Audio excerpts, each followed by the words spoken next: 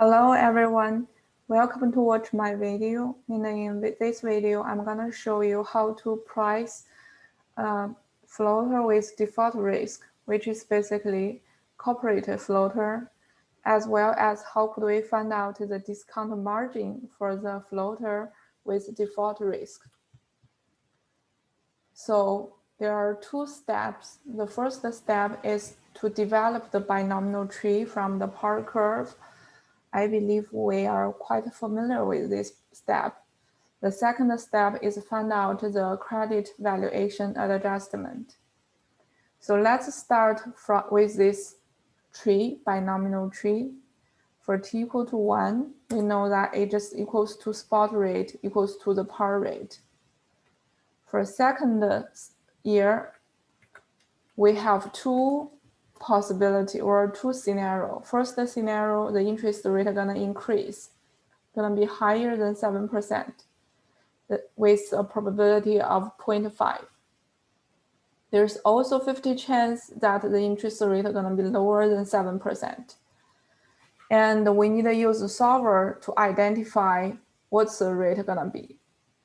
So I'm gonna put this lower rate as 1%. The higher rate gonna be the lower rate times the exponential function of the volatility times 2. As the volatility higher, the difference between those two rates gonna be larger.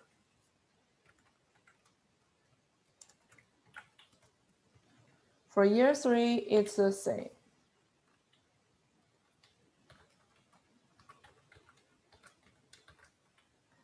I'm gonna fix the standard deviation so that I can drag the function.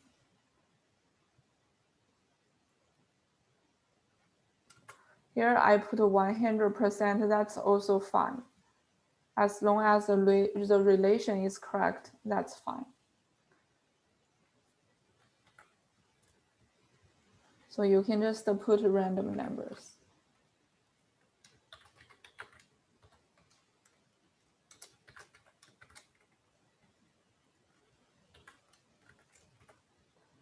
And I'm gonna just drag this and delete those unneeded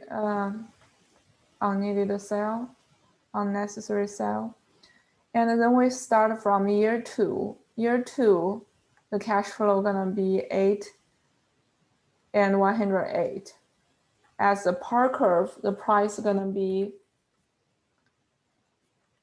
100.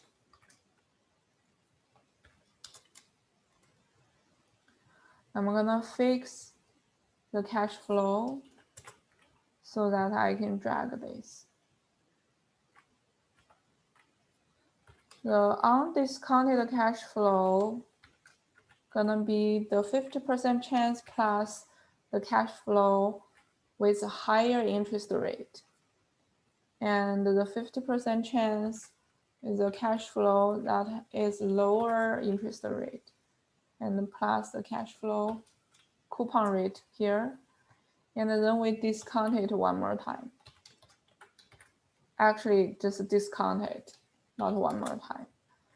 And remember, we're gonna use solver to make it equals to 100 as the bond is a par bond. I put the solver instruction here. So we just make A27 equals to 100 by changing C14.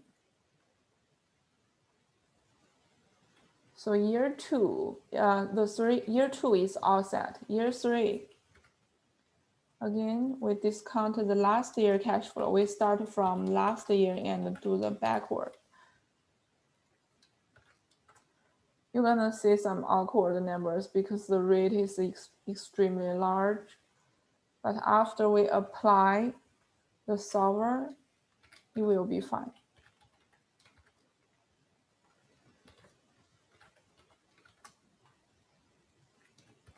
And I fix this $9 here.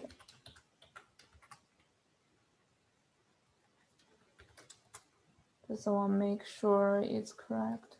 Yes, yes, yes, yes. I fixed this $9 so I can drag. And we just repeat this.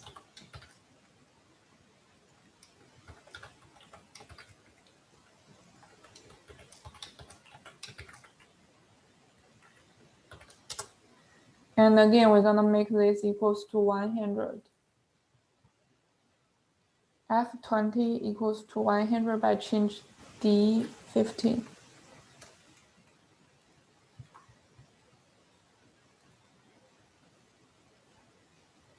For the 4-year power bond, we basically repeat this.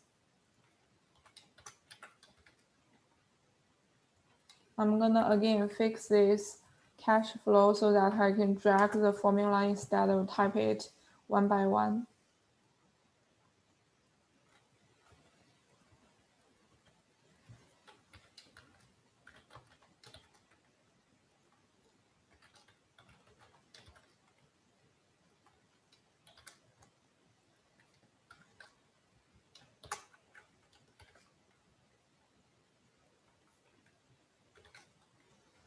We're gonna fix this $10 here.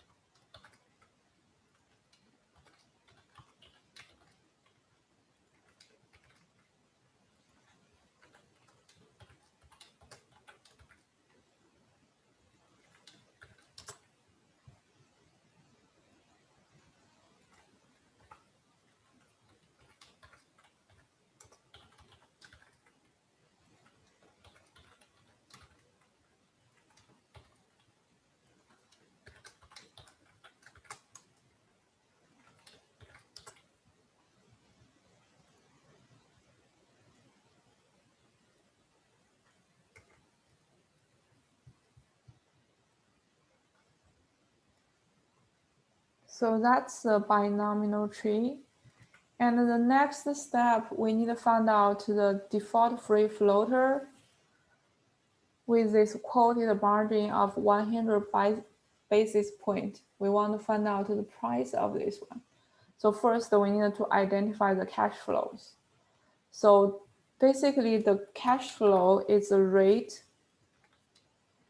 plus the quoted margin. 100 basis point is 1% times the face value. That is how the floater pay. So basically, if the market interest rate is 7%, means that for 100, the floater with 100 face value, you're gonna receive $8 as payment. For year 2, we're gonna be the same. The interest rate increase, so you're gonna receive higher interest payment. I'm gonna fix the margin, this 1%, so that we can drag this formula. And I can actually drag like this.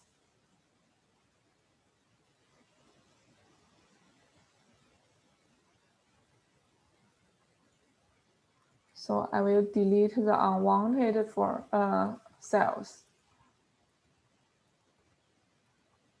Oops, this one we still need.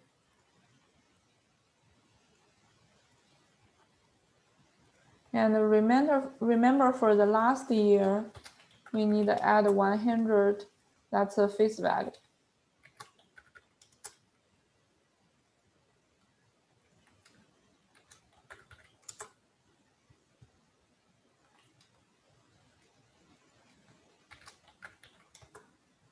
And then we need to find the price. So we're gonna use the tree, binomial tree to prices.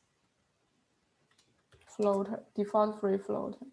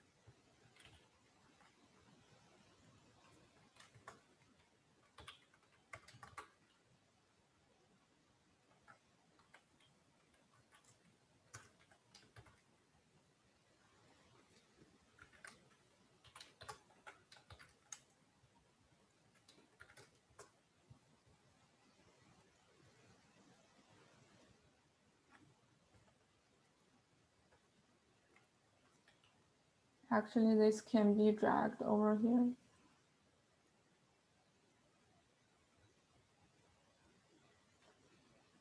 So we're gonna delete those unwanted cells. What is left, this is basically the price of this default free floater. So this is basically we finish first step. Second step, we need to find out the credit valuation adjustment. So we need to find out the exposure for year 4. And in year 4, the exposure will be the weighted average of those cash flows. And we just use the cash flows for each scenario times the scenario probability. I have linked the probability with the binomial tree, so we can safely use the probability here.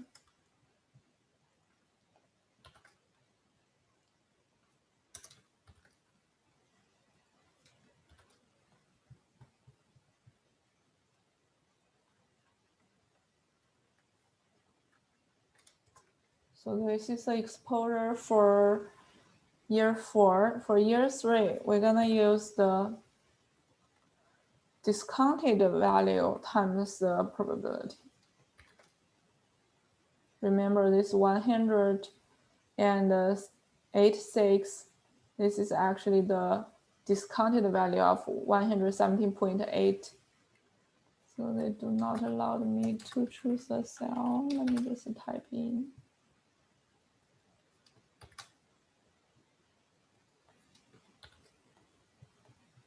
Oops, this should be 37.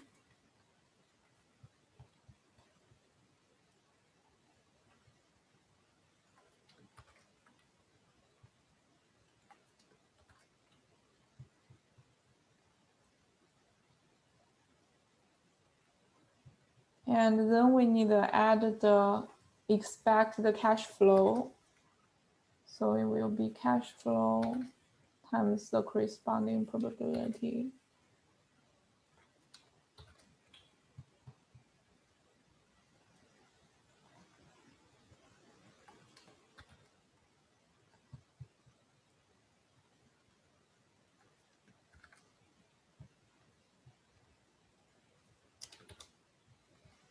Of course, if you use my template, you do not need to, type those formulas. It will be automatically given. So that is the exposure for year 3. For year 2, we're gonna use the discounted value for year 3 times the corresponding probability.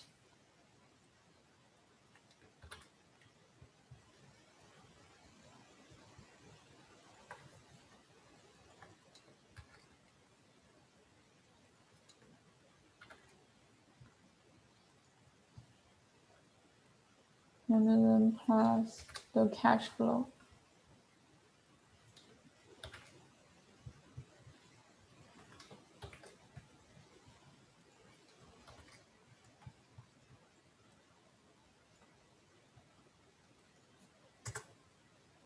And for the last year, it will be again the discounted cash flow times the corresponding probability.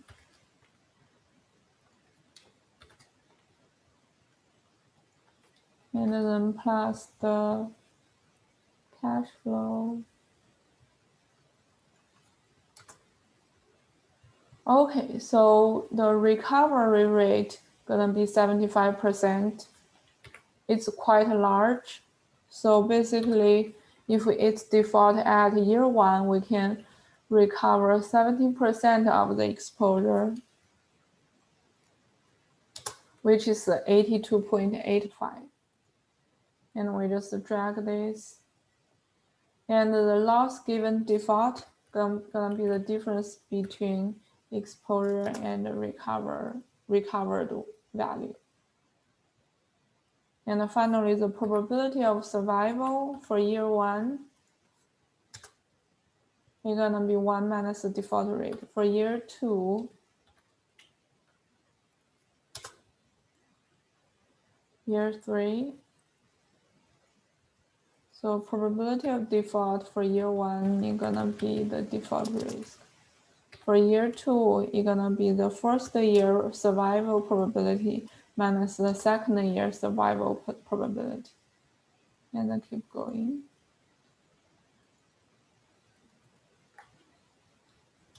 There's something wrong here.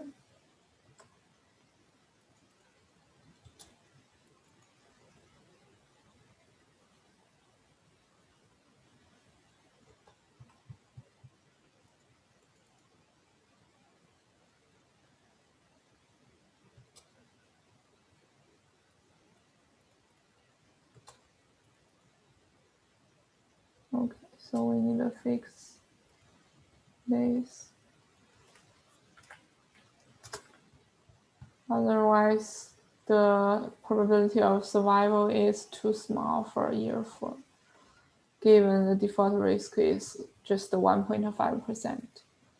And the expected loss gonna be the loss given default times the probability of default.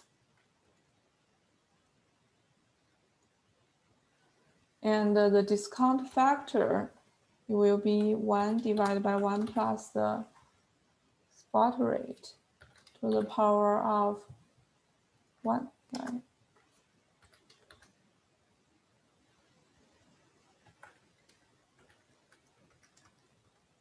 And we're gonna use this one divided by 1 plus spot curve.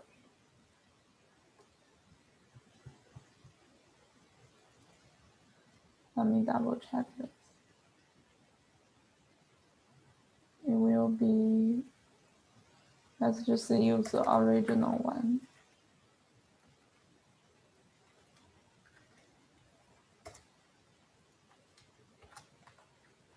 To the power of 2.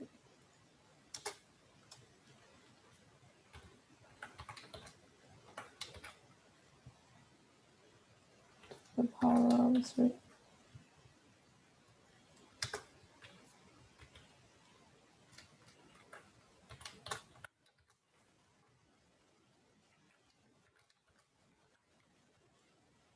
So that's the discount factor. Then we discount the expected loss to today's value.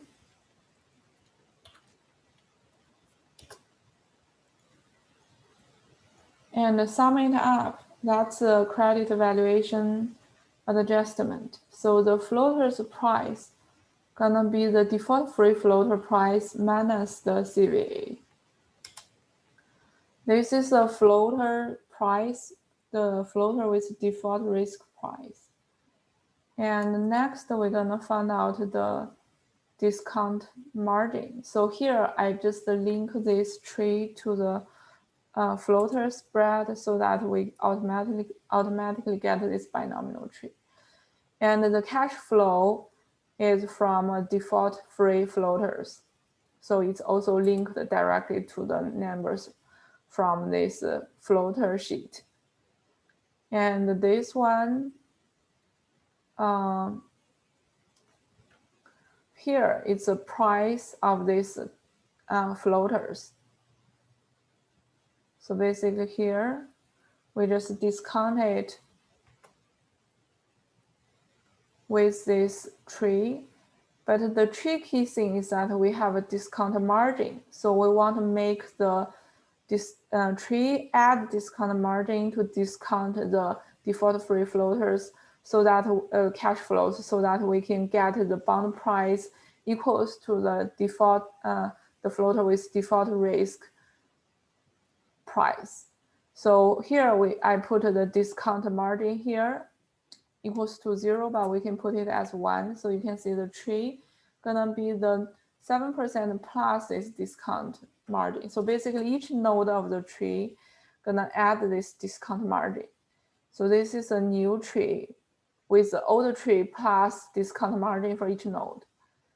And then we're gonna discount the cash flow of this default free floater. Actually, it's also the cash flow of this floater with discount rate. So we just did what we did before. And the floater price, this is the, I would say this is the floater with default risk price. This is what we get in the previous sheet. It's over here. So the discount margin is that the tree add a margin so that when we discount the cash flows, we get the price equals to the default floater with default risk. So we're gonna use solver to make this number equals to the floater with default risk price by changing the discount margin here. So we found that the discount margin is 0.408%. Okay, so thank you for watching this video. I think I'm gonna stop here today. If you have further questions, feel free to leave me a comment, and bye.